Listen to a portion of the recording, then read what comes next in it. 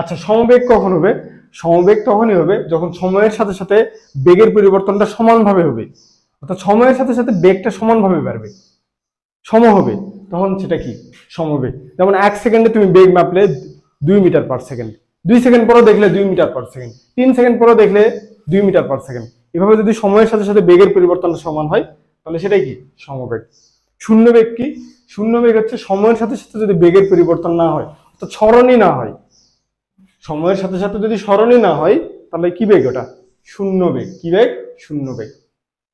অসমবেগটা কি?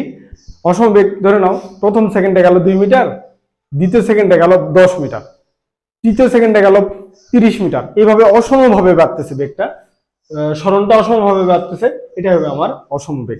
যখন সময়ের সাথে সাথে বস্তুর অবস্থার পরিবর্তন অসমভাবে হয় তখন সেটা কি অসমবেগ।